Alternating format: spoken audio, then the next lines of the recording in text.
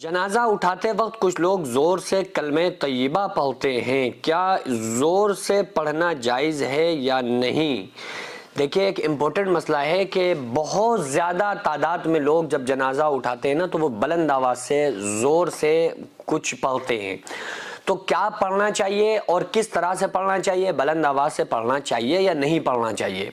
क्योंकि हम और आप तो उन कामों को करने में लग जाते हैं जो हम आमतौर से कामों को होता हुआ देखते हैं। जिन कामों को मसलन 10 लोग जिस काम को कर रहे हैं तो एक आदमी आकर वो भी उसी काम को करने लगता है।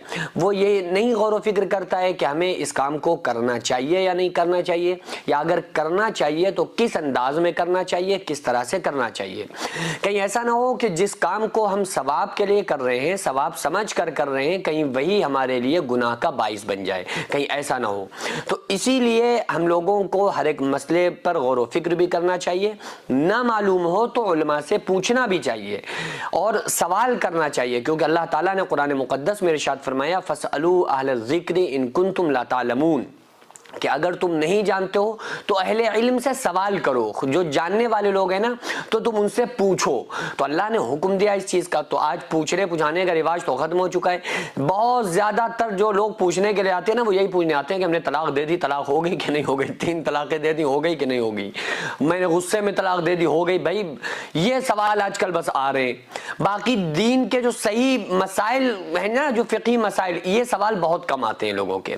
तो इस मसले को मैं क्लियर कर देता हूं कि जब जनाजा उठाते वक्त जो लोग बुलंद आवाज से कलमे तय्यब या कलमे शहादत पढ़ते हैं ना, तो इस बारे में रसूलुल्लाह सल्लल्लाहु ताला अलैहि वसल्लम का जो फरमान है वो मैं आप लोगों को बता देता हूं कि हज़रत ज़ैद बिन अरक़म रज़ी अल्लाह ताला अन्हु से रिवायत है कि नबी करीम सल्लल्लाहु अलैहि वसल्लम ने इरशाद फरमाया कि बेशक अल्लाह ताला 3 मौक़ों पर खामोश रहने को पसंद फरमाता है। 3 ऐसे वक्त हैं, 3 ऐसे मौके हैं जहां पर अल्लाह ताला खामोश रहने को पसंद फरमाता है। नंबर 1, कुरान शरीफ की तिलावत के वक्त, कि जब कोई बंदा कुरान की तिलावत कर रहा हो तो उसको कान लगाकर सुना जाए। बातें करना या कुछ और पढ़ना, जिक्र व अस्कार करना या उस वक्त कुछ भी करना, ये इंसान के लिए मुनासिब नहीं है।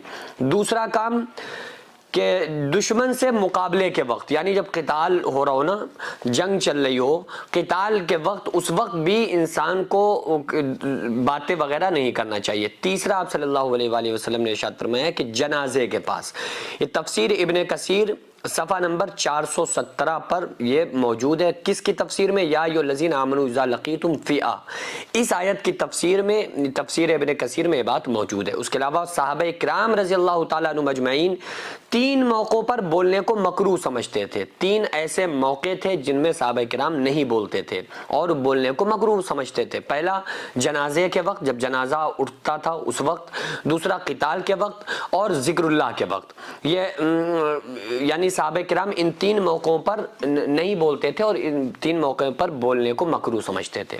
आप ये सोच रहे होंगे कि आजकल जो जनाजा उठता है तो उसमें तो सारे लोग ही उलमा, पढ़े लिखे लोग, पढ़ा लिखा तबका और सभी लोग बुलंद आवाज़ से कलमे शहादत पढ़ते हैं।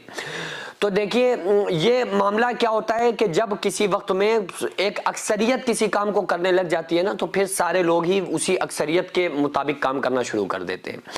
हालांकि पहला अमल, पहली चीज़ तो ये है कि रसूलुल्लाह सल्लल्लाहु ताला अलैहि वसल्लम ने जिस बात को बयान फरमाया उस पर अमल करना चाहिए, खामोशी इख्तियार करना चाहिए। हाँ, अगर आपका दिलो दिमाग इधर उधर जा रहा है, एग्जाम्पल, आप अगर खामोशी से चल रहे हैं जनाजे में और आपका दिमाग इधर उधर जा रहा है, ख्यालात आ रहे हैं, वसवसे पैदा हो रहे हैं, तो फिर आप अपना दिल लगाने के लिए, आप अपना दिल इधर मुतवज्जा करने के लिए, कि इस बात का ख्याल रखने के लिए कि आप जनाजे में शरीक हैं, तो फिर आप हल्की आवाज़ से आप कलमे शहादत पढ़ सकते हैं, आप कलमे शहादत पढ़ें। और वरना आप जो कुछ पढ़ना चाहते हैं ना वो बेहतर ये है कि आप दिल ही दिल में पढ़ें। और अगर आपका दिल नहीं लग रहा है या आपको ऐसा लग रहा है कि कुछ लोग और हैं वो बातें करेंगे या बातों में लग जाएंगे, तो फिर बुलंद कुछ आवाज़ से पढ़ने की उलमा ने इजाज़त दी है। लेकिन अफजल यही है कि उसके साथ खामोश रहा जाए, क्योंकि रसूलुल्लाह सल्लल्लाहु ताला अलैहि वसल्लम का फरमान है। جو مدرسہ آپ دیکھ رہے ہیں یہ لیڈیز مدرسہ ہے، جس کی زمین کو میں نے اپنا کھیت بیچ کر جس کو خریدا، اور 1 منزل تک بنانے کا فی الحال ارادہ ہے، انشاءاللہ بنا لوں گا، لیکن اس کے بعد اس میں کروڑوں روپے کا خرچ ہے۔ آپ لوگوں سے گزارش ہے زیادہ سے زیادہ اس میں تعاون کریں، اللہ تبارک و تعالیٰ اس کا اجر آپ کو 70 گنا آخرت میں، 10 گنا دنیا میں، اور مرنے کے بعد قیامت تک اللہ تعالیٰ اس کا ثواب آپ کو عطا فرمائے گا۔